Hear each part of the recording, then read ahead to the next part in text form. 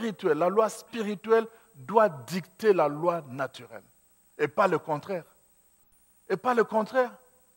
Il y a des gens qui veulent aller vers Dieu en utilisant les lois naturelles pour obliger les lois spirituelles à fonctionner. Ce n'est pas comme ça avec Dieu. La Bible dit, c'est Dieu qui te dit qu'est-ce qu'il faut faire. C'est pour cela que nous avons pris ce thème-là. Faites tout ce qu'il vous dira. C'est Dieu qui dit. Alors, qu'est-ce qui se passe? Chaque fois que tu manifestes devant Dieu une foi naturelle, Dieu te donne une réponse naturelle. Chaque fois que tu manifestes une foi extraordinaire, Dieu te donne une réponse extraordinaire. Moïse est resté 7 fois. Première fois, il n'y avait rien. Deuxième fois, rien. Troisième fois, rien. Ça prend une foi extraordinaire, n'est-ce pas? Et Dieu a donné une réponse extraordinaire.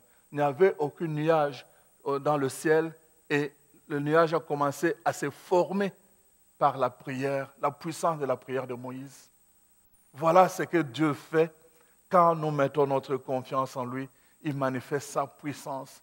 Une confiance ordinaire, une puissance, une gloire ordinaire, une puissance extraordinaire, une gloire extraordinaire. C'est pour cela que vous voyez, la même chose, Dieu vous dit la même chose. Si vous croyez, vous verrez se manifester la même gloire dans votre vie. Mais curieusement, vous êtes en train de courir. Vous allez apprendre, telle personne fait des guérisons. Vous êtes tous en train de courir. Et Dieu vous regarde et dit, voilà, ça c'est des gens avec des foi ordinaires qui sont en train de regarder, d'envier des gens avec des foi extraordinaires. Alors que leur foi doit nous inviter justement à passer de l'ordinaire à l'extraordinaire. On doit grandir même dans la foi. On ne peut pas tout le temps demeurer la même chose. C'est ce que la parole de Dieu nous dit. Alors, qu'est-ce qui se passe concrètement? Vous voyez, je vous avais expliqué la confiance, mais la gloire de Dieu, qu'on appelle aussi la puissance de Dieu, vous savez, ça se manifeste sous forme d'onction. Je vous avais expliqué ça avec Moïse, avec David, mais aussi sous forme de bénédiction. Vous voyez, la pluie qui tombe, ça c'est la dernière étape de la prière de Moïse. La bénédiction de Dieu vient par le symbole de la pluie, là où il y avait la sécheresse. Dieu envoie maintenant, au bout de cette étape, quand le peuple revient à lui, maintenant, quand tous les autels sont détruits, alors Dieu envoie maintenant sa bénédiction comme une pluie en abondance. Amen. Et cette bénédiction, pour ces gens-là, parce qu'ils étaient dans une sécheresse de pluie, c'est venu sous forme de pluie, mais cette bénédiction prend des noms différents. Quand vous regardez dans Malachie 3, la parole de Dieu dit, Dieu t'enverra sa bénédiction, mais avec des rayons de guérison. La guérison pour qui? La guérison, ça serait pour qui? Pour quelqu'un qui est malade, je pense, non? Vous ne pensez pas? Donc, la bénédiction prendra le nom de guérison pour quelqu'un qui est malade. La guérison va prendre le nom de guérison. Là, nous sommes dans Malachie 3. C'est très facile. La bénédiction de Dieu va prendre différents noms. Ça peut prendre aussi la forme de, de succès, de réussite. Quand vous regardez dans Josué 1, verset 8, la parole de Dieu dit, tout ce que tu vas entreprendre va réussir. Je vais te bénir et tout ce que tu vas entreprendre réussira. La bénédiction devient succès, réussite. Je suis en classe, je suis dans les affaires, je suis dans ceci, dans cela. Dieu me bénit et sa bénédiction se manifeste dans le succès, dans la réussite. Pour moi, ça va être différent de la personne qui est malade. Voilà comment la bénédiction de Dieu vient dans notre vie. Pour d'autres personnes, ça va être simplement une protection.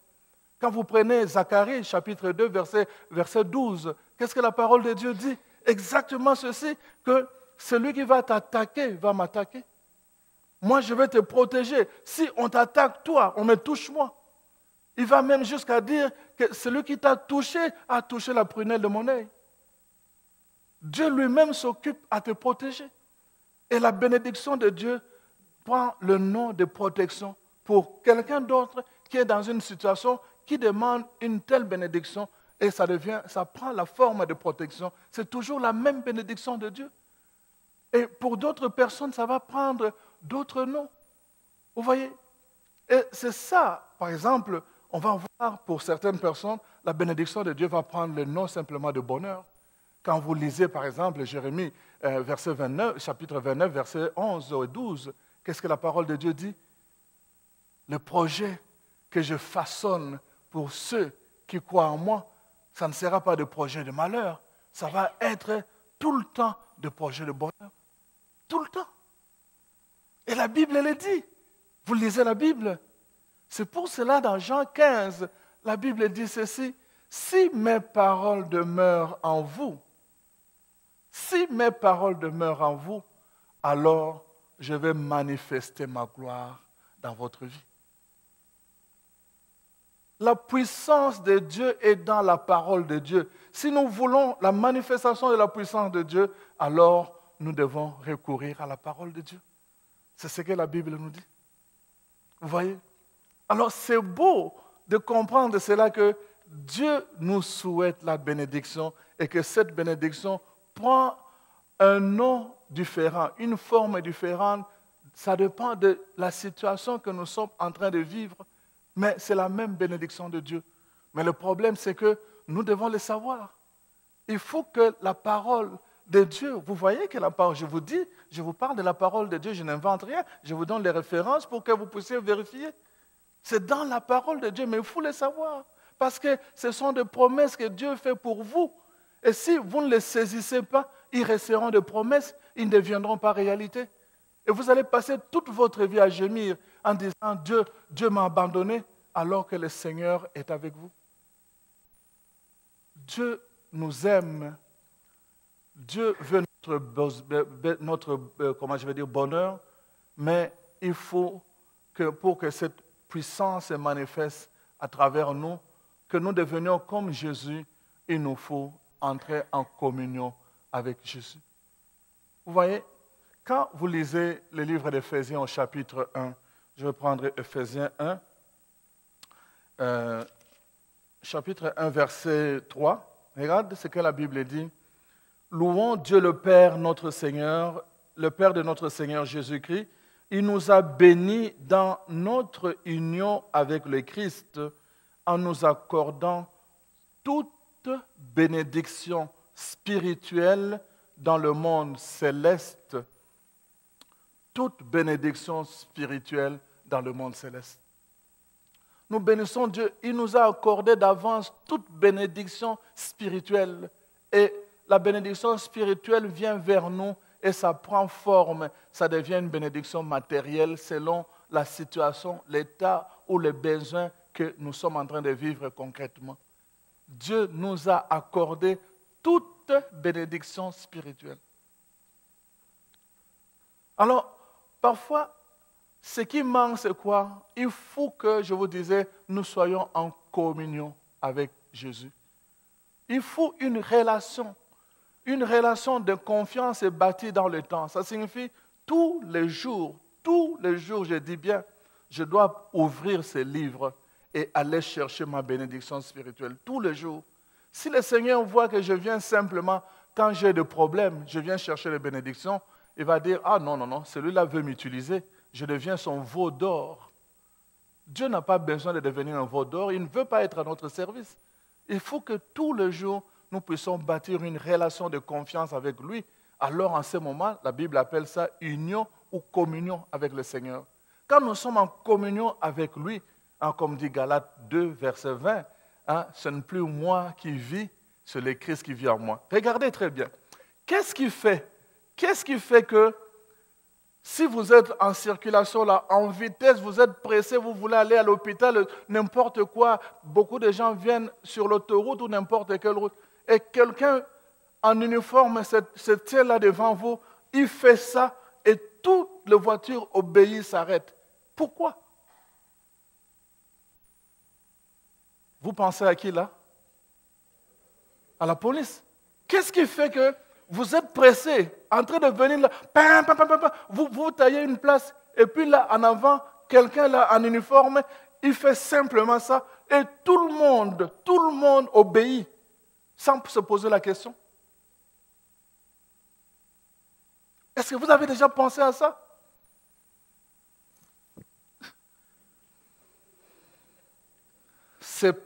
ce qui fait ça, c'est l'uniforme qu'il porte. Ça porte un pouvoir. S'il a un uniforme, il fait ça, tu dépasses, tu auras un problème. Il y a un pouvoir dans l'uniforme qu'il porte. Et la parole de Dieu nous dit, revêtez le Christ. Quand nous portons l'uniforme du Christ, vous dites à une puissance, stop au nom de Jésus. Vous comprenez ce que ça signifie? Mais si vous ne l'avez pas, allez demander si quelqu'un connaît un policier ici et tout le reste, ou bien si vous en connaissez et vous le voyez en avant de l'église, si vous êtes en voiture, vérifiez si vous allez vous arrêter. S'il n'est pas en tenue, en uniforme, vous n'allez pas vous arrêter. Pourquoi vous allez vous arrêter? Il n'a pas le pouvoir. L'uniforme lui donne le pouvoir. Quand nous sommes en communion avec le Christ, ça nous donne le pouvoir de commander. De commander, je vous dis. De donner des ordres aux esprits, au ciel, sur terre et sous terre, au nom de Jésus. Ils doivent obéir. On court derrière les gens. Tout le temps, on est fatigué. Les gens ne comprennent pas qu'ils ont le pouvoir. Ils ne comprennent pas. Pourquoi? Parce que, premièrement, ils ne prennent pas le temps de lire ces livres. Deuxièmement, parce qu'ils n'entretiennent pas leur union, leur communion avec le Christ. Alors, quand vous n'avez pas l'uniforme, allez dire à Satan, aux esprits mauvais, et tous les stop au nom de Jésus. Mais il va vous railler là, vous tombez vous-même. Vous allez tomber vous-même. Et vous allez vous demander, mais je l'ai fait au nom de Jésus, pourquoi l'esprit m'a... Mais oui, tu n'avais pas l'uniforme. Tu n'as aucun pouvoir sans uniforme. Amen. Alors, il faut que nous comprenions ces choses spirituelles. La loi spirituelle doit dicter la loi naturelle et non pas le contraire. Alors, maintenant, je voudrais avec vous analyser 2 textes sur cette parole de Marie. Faites tout ce qu'il vous dira. Cette émission a été rendue possible grâce à vous. Foi et Télévision Chrétienne apprécie énormément votre soutien spirituel et temporel. Si vous ne faites pas encore partie du réseau de soutien de Foi et Télévision Chrétienne, nous vous invitons à faire parvenir votre contribution à l'adresse indiquée à l'écran. Que le Seigneur, qui ne se laisse pas vaincre en générosité, vous le rende au centuple.